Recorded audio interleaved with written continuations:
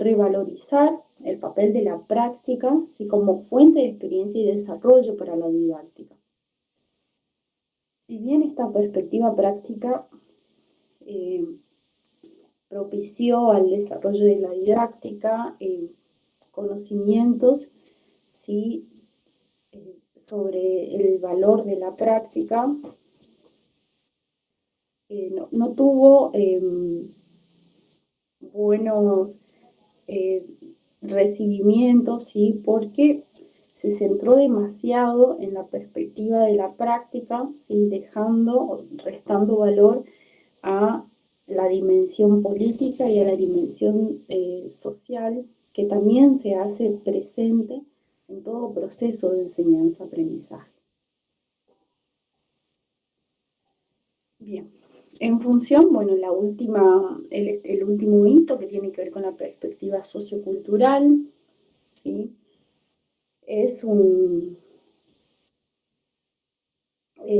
esta teoría, ¿sí? O este enfoque dentro de la didáctica se presenta como una visión superadora, ¿sí? Que va a tomar los aportes de los anteriores enfoques, las anteriores perspectivas para formar un campo, eh, para formar una teoría, ¿sí? Tomando los aportes de las demás perspectivas.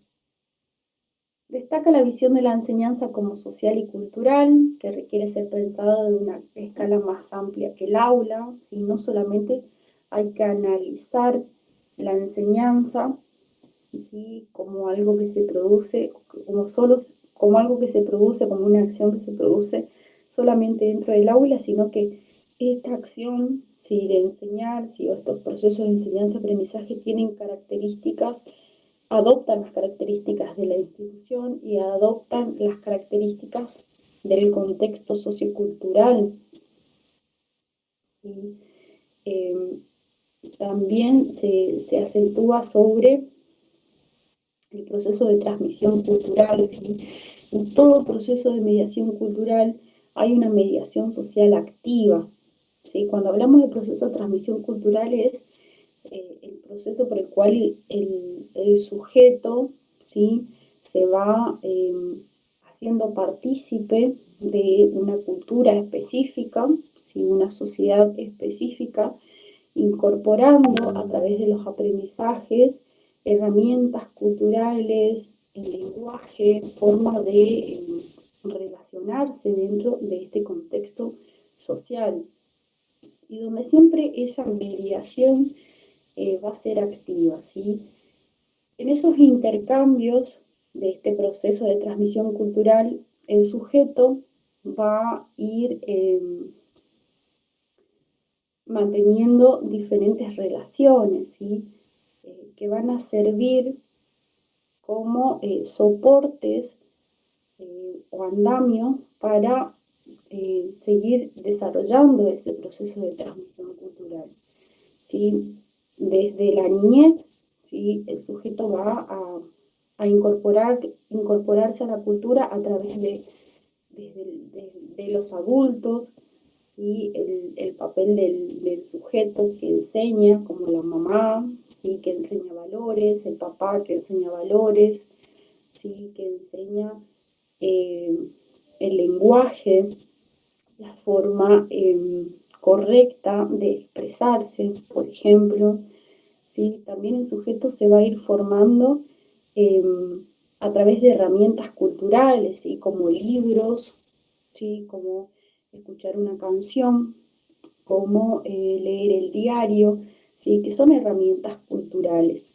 También se va a formar por el grupo, con el grupo, ¿sí? Con un grupo de pares, se va a formar dentro de un grupo, dentro de una institución, ¿sí? Va a aprender también a través de esas instituciones, por ejemplo, las reglas, las formas de comportamiento, ¿sí? Creencias.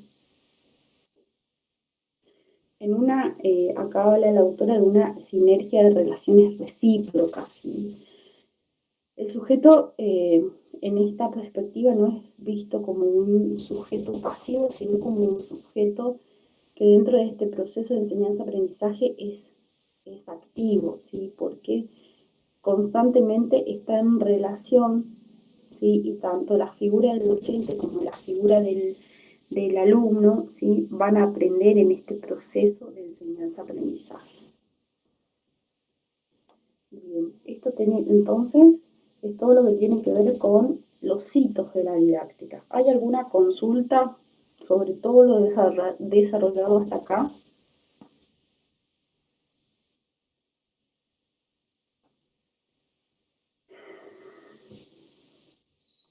No, profe, todo entendido.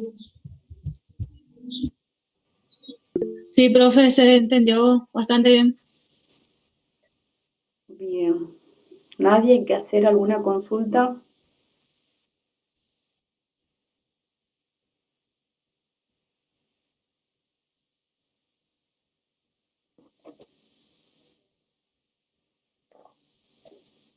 Bien, entonces seguimos. Esto es el último punto de el eje número 1, ¿sí? Tiene que ver con la didáctica general y las didácticas específicas. En función a, acá, las características de la didáctica general, sí que esto es necesario que haya una lectura, ¿sí? Del texto, que puedan buscar ejemplos para diferenciar, ¿sí? Las características de la didáctica general y las didácticas específicas, porque es un error recurrente en los finales de didáctica, ¿sí? Siempre que se pregunta qué son las didácticas generales y didácticas específicas, hay alguna confusión en los alumnos, por lo cual yo les pido que hagan una lectura general, comprensiva, ¿sí? De este texto, que es un texto de María Cristina Gavini, que es muy sencillo de ser comprendido.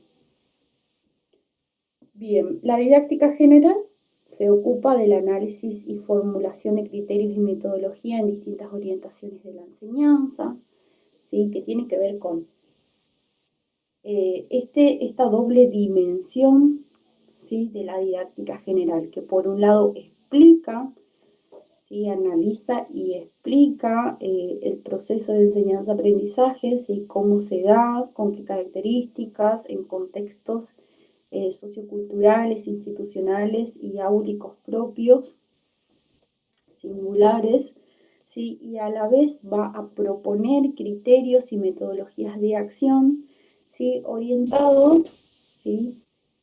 O en función de orientar la enseñanza, ¿sí? Esto es lo que hace la didáctica. Para realizar este proceso, porque partimos desde la idea de que la enseñanza escolar, como es vista hoy, ¿sí? Es un proceso sistemático. ¿Sí? Es sistemático porque es planificado, porque es reglado, ¿sí? Porque es graduado. Entonces, también nosotros pensamos en la enseñanza integral. ¿Sí? Nosotros queremos formar sujetos, ¿sí? A partir de una enseñanza integral que cubra, ¿sí? Todas las perspectivas, todas las dimensiones del sujeto. ¿Sí? Hoy en día hasta pensamos en formar las emociones, que años anteriores ni siquiera se concebía, ¿sí? Ni se pensaba que las emociones, por ejemplo, se desarrollan y se educan. ¿Sí? Hoy en la enseñanza sistemática ya planteamos el desarrollo de las emociones a través de una enseñanza planificada, ¿sí? Que años anteriores nosotros ni siquiera lo pensábamos.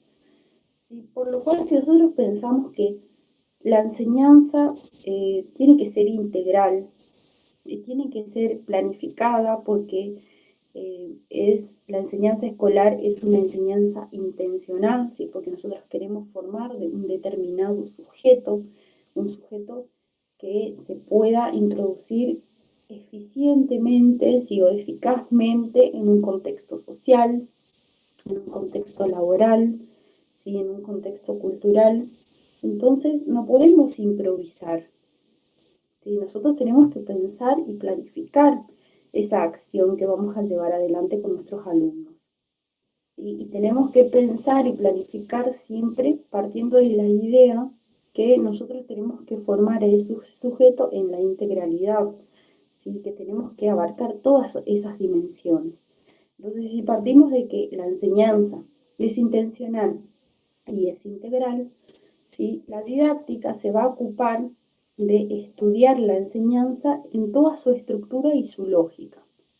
Y a partir de ese análisis, de este estudio, va a proponer teoría, ¿sí? Que tiene que ver con su dimensión explicativa, y va a formular criterios de acción, metodologías y estrategias que tienen que ver con su dimensión proyectiva, de las cuales, ¿sí? El docente se va a valer para pensar la enseñanza, ¿sí? En este análisis, en esta formulación de criterios y metodologías, la didáctica se va a basar en 3 fuentes. Y se va a basar en las concepciones pedagógicas, en el conocimiento explicativo y en el desarrollo de las experiencias prácticas. Disculpen. Tengo mi puerta cerrada porque no quiero que se escuchen los ruidos y me estoy muriendo de calor acá. Bien. Las fuentes, teniendo en cuenta las concepciones pedagógicas, ¿sí? Siempre cuando nosotros trabajamos en el sistema educativo, ¿sí? Como educadores, ¿sí? Llevamos adelante un proyecto educativo mucho más amplio que la enseñanza en sí, ¿no? Porque nosotros cuando vamos, por ejemplo, a planificar nuestra enseñanza y a programar la enseñanza, vamos primero al diseño curricular. Y en el diseño curricular subyace, ¿sí? Una dimensión política, una dimensión cultural, una dimensión social, ¿sí? Una dimensión antropológica, ¿sí? Porque en el diseño curricular nosotros tenemos las finalidades, ¿sí? Donde también este diseño curricular está basado en las políticas educativas, en la ley, ¿sí? En la ley de educación general, en la ley de educación provincial, en la ley de el desarrollo de la educación sexual integral, ¿sí? Está basado también en diferentes resoluciones, como en el desarrollo de capacidades cognitivas, emocionales. ¿Sí? Entonces, detrás de todo, detrás de este diseño curricular, que al final de cuentas, ¿sí? Cómo llega a nosotros en un papel, ¿sí? Algo que es escrito, algo que está escrito, algo explícito, ¿sí? Detrás de este papel sí que tiene los contenidos seleccionados, organizados y secuenciados por año, por área, por disciplina, por nivel educativo, ¿sí? Subyace una dimensión política, una dimensión social y una dimensión cultural, ¿sí? Porque cuando se elaboran los diseños curriculares, hay que seleccionar de un bagaje de saberes o de contenidos, ¿sí? Cuáles se van a enseñar en tal año, ¿sí? Cuáles se van a enseñar en el nivel en el sistema educativo. Si no se enseña todo, se hace una selección y eso siempre tiene pujas de poder, ¿sí? Desde lo político, desde lo social y desde lo cultural. Nosotros pensamos, para la cultura, ¿qué es necesario que el sujeto sepa? Para lo social, para lo político, ¿sí? Entonces, detrás de estas concepciones pedagógicas aparece un proyecto educativo humanístico y político, ¿sí? El desarrollo de la cultura y un proyecto social, que tiene que ver con las finalidades de lo que se enseña y por qué se enseña, ¿sí? El contenido del saber que se enseña en el sistema educativo, en una clase, ¿sí? Y por qué es necesario que el sujeto lo aprenda, ¿sí? Otra de las fuentes tiene que ver con el conocimiento explicativo, ¿sí? Que son las investigaciones, ¿sí? O el conocimiento científico de los cuales nosotros nos podemos valer, ¿sí? Para explicar o comprender el proceso de aprendizaje, el proceso de enseñanza, de comunicación y el de desarrollo del conocimiento. ¿Sí?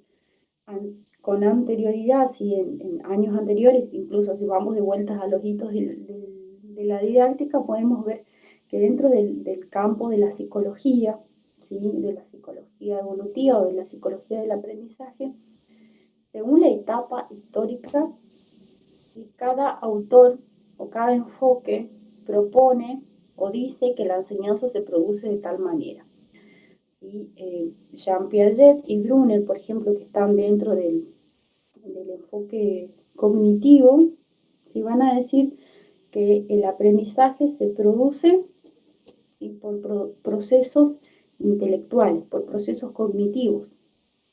Sin embargo, ¿sí? Skinner y Pavlov van a decir, ¿sí? En un modelo técnico, en un enfoque técnico, que el aprendizaje se produce por adiestramiento de la conducta, a partir del ensayo del error. Y entonces, la didáctica se va a valer de estas teorías, del desarrollo de los otros campos, como el campo de la psicología, y va a intentar comprender, analizar y comprender cómo se produce ese proceso de enseñanza, cómo se produce ese proceso de aprendizaje, cómo se produce la comunicación, ¿sí? Cómo se da el desarrollo del conocimiento en el sujeto, por ejemplo, y a partir de eso va a formular criterios y metodologías de acción, ¿sí? Orientadas a la enseñanza. No es lo mismo, ¿sí? Pararse en una teoría cognitiva a pararse en una teoría constructivista, porque tienen diferentes miradas de cómo se produce el aprendizaje. Por lo cual la didáctica sí va a decir, va a proponer, por ejemplo, criterios y metodologías de acción para las teorías cognitivas diferentes a los criterios y a las metodologías de acción que propone para las teorías conductistas. ¿Sí? También se va a basar en el desarrollo de las experiencias prácticas, en contextos sociales y interpersonales reales. ¿Sí? ¿A qué nos referimos con esto? No en contextos de laboratorios. ¿Sí? Se va a basar de las experiencias prácticas, ¿sí? De que se dan en un contexto social, ¿sí? Donde está inserta una institución escolar, donde se produce una clase dentro de un aula particular, ¿sí? Que va a tener características propias. ¿Sí? No es lo mismo si nosotros analizamos una escuela, ¿sí? Una clase que se produce en una institución, por ejemplo, en una villa de Buenos Aires, a una clase que se produce en una institución, en una escuela del interior de la provincia de Formosa. Va a tener características diferentes, porque el contexto social y cultural es diferente, porque las instituciones tienen características diferentes y porque el aula va a tener características diferentes, porque los sujetos que aprenden y el sujeto que enseña tienen características interpersonales diferentes. Y desde cómo se produce la comunicación, desde los lenguajes que se utilizan, ¿sí? Desde cómo se produce la oralidad, ¿sí? De las historias personales, eh, escolares, ¿sí? Que tiene cada partícipe, cada actor dentro de ese proceso de enseñanza-aprendizaje. ¿Sí? Entonces, esas experiencias prácticas van a tener características diferentes. Entonces, la didáctica se va a centrar, ¿sí? Para proponer teoría y para proponer criterios y metodologías de acción, ¿sí? Se va a basar en cuáles son las concepciones pedagógicas, ¿sí? Que tienen que ver con el proyecto social, ¿sí? El sujeto que nosotros queremos formar desde lo político, desde lo cultural y desde lo social, ¿sí?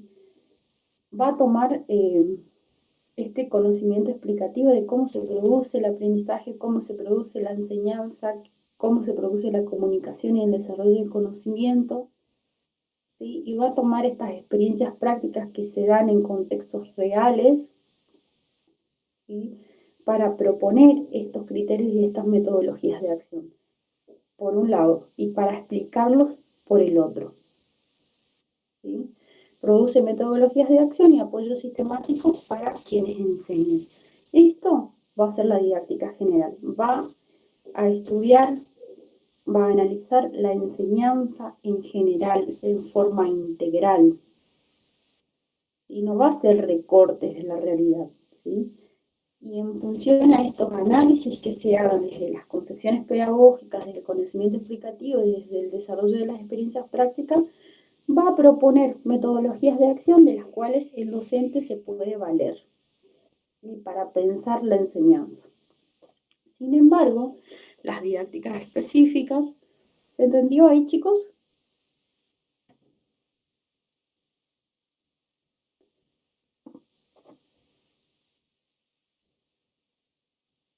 Sí, profe.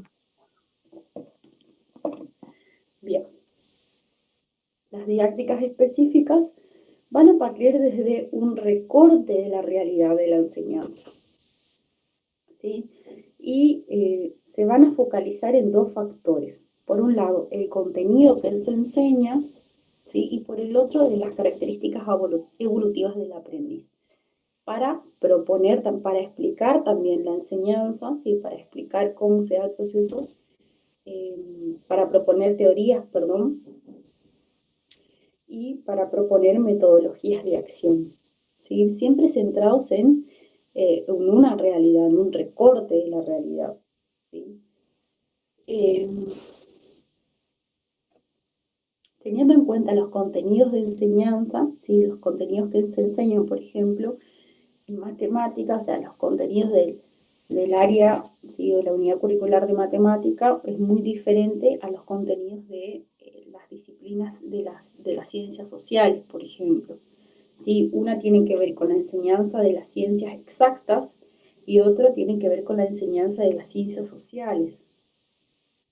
Y por lo cual la enseñanza de un contenido y el otro va a modificar, ¿sí? Muchas veces las metodologías de enseñanza.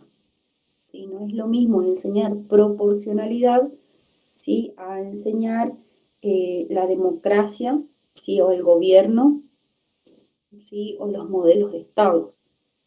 ¿Sí? Son contenidos que tienen características diferentes. Entonces, las didácticas específicas se van a basar en esto. El contenido específico que se va a enseñar, como por ejemplo proporcionalidad, y las características evolutivas del aprendiz, ¿sí? Teniendo en cuenta. ¿En qué sentido las características evolutivas del aprendiz? Un niño de 6 años que ingresa al nivel primario, ¿sí? 7, 8 años, ¿sí? ¿Qué contenidos puede aprender en el área de matemáticas?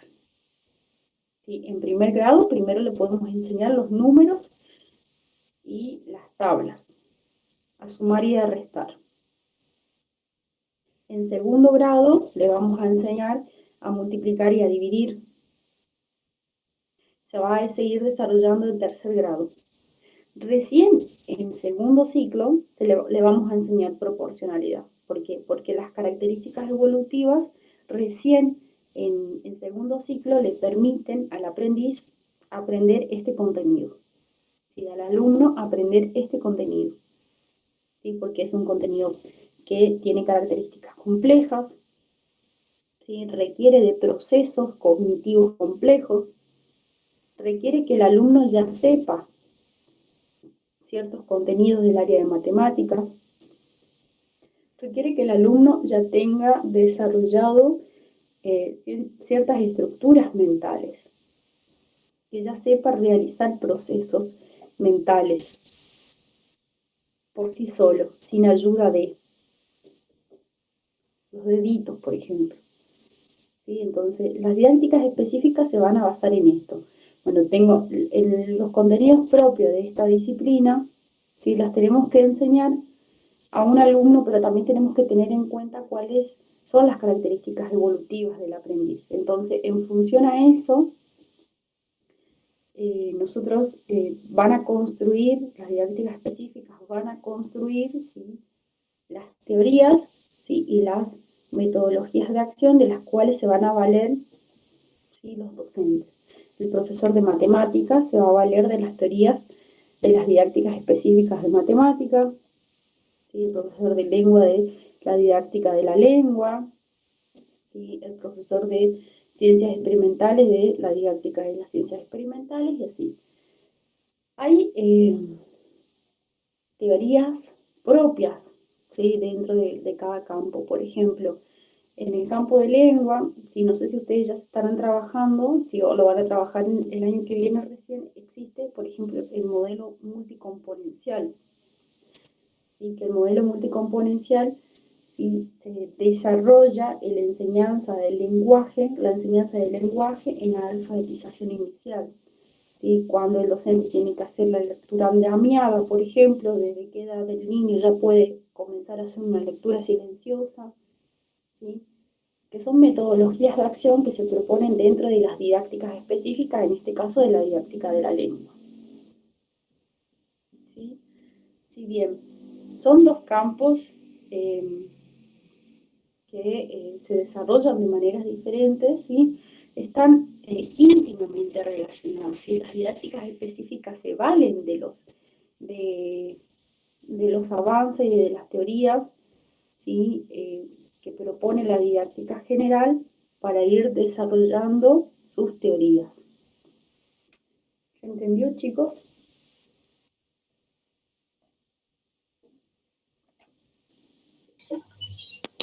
Sí, profe. A ver. Sí, profe.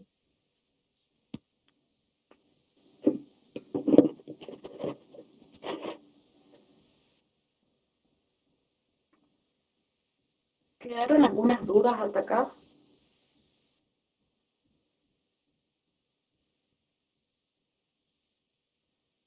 ¿Qué les pareció el desarrollo? ¿Encontraron algunas dificultades en la comprensión?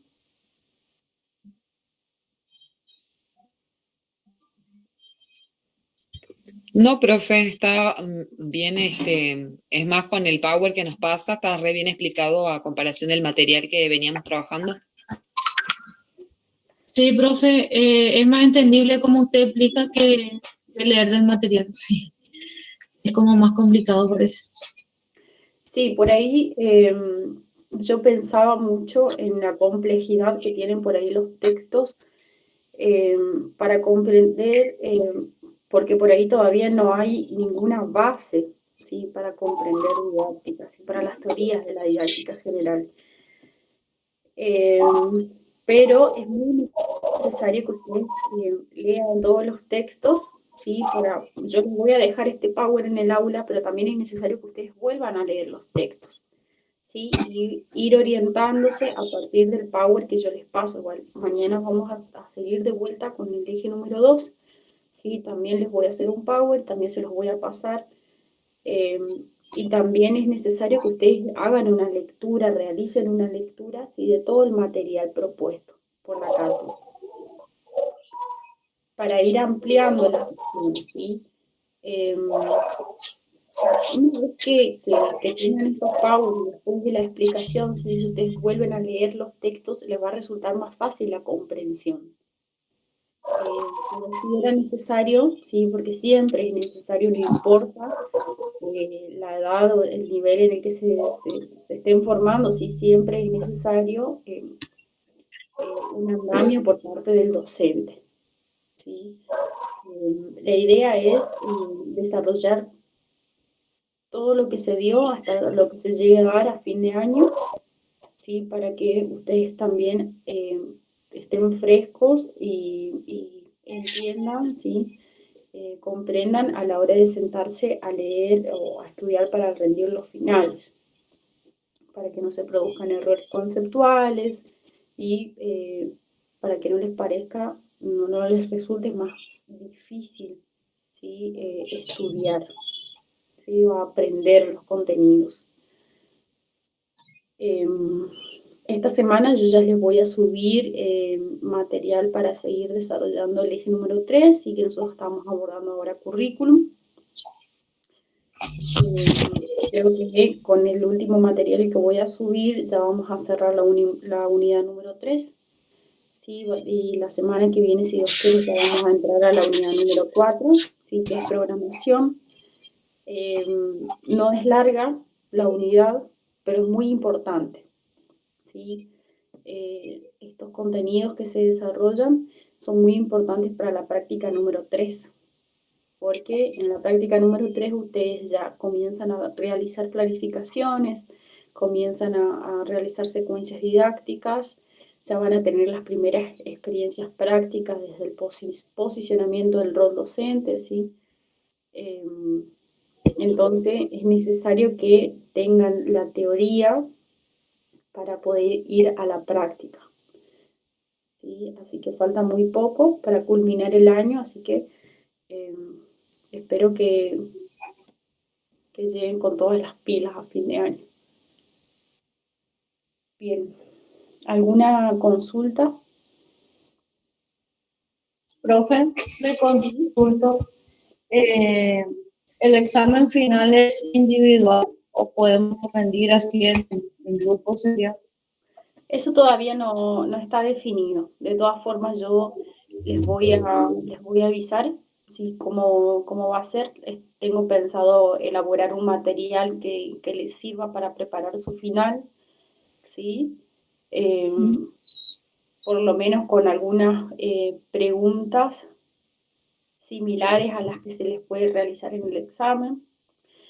Preguntas para que ustedes también vayan organizando el estudio, ¿sí? Cómo van a estudiar, organizando su discurso también.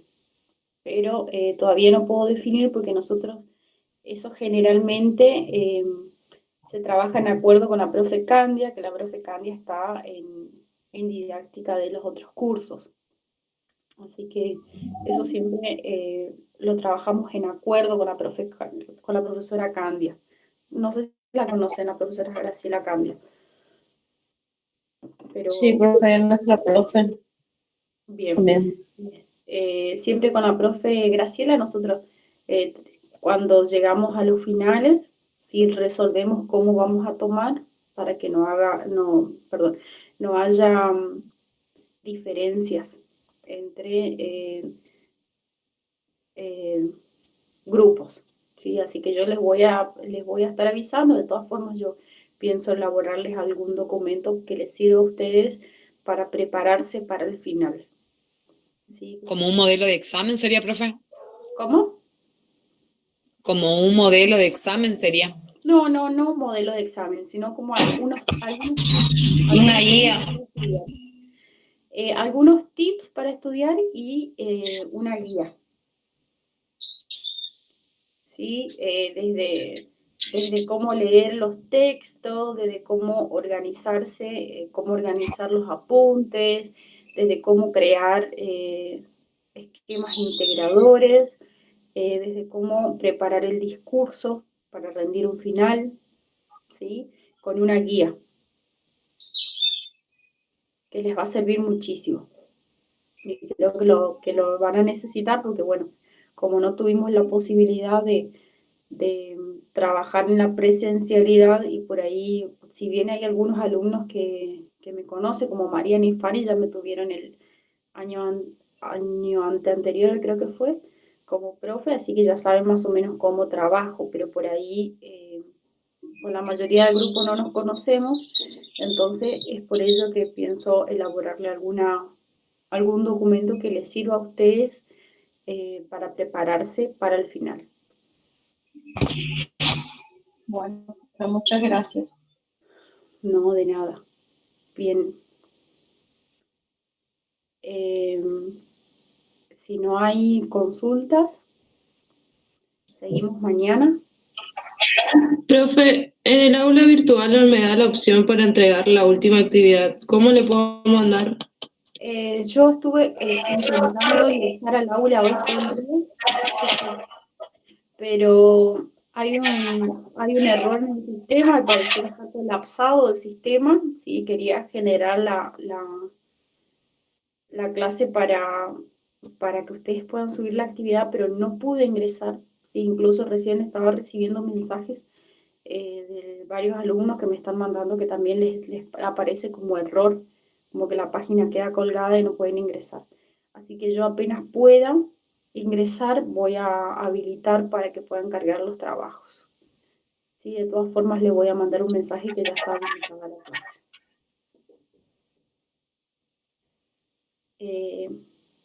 ¿Alguna otra consulta?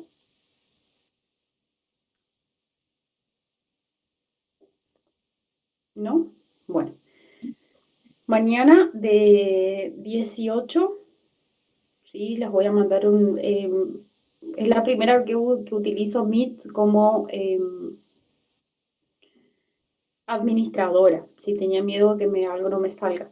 Pero está buena la aplicación porque no nos quedamos sin tiempo, porque generalmente perdemos mucho tiempo en volver a conectarnos.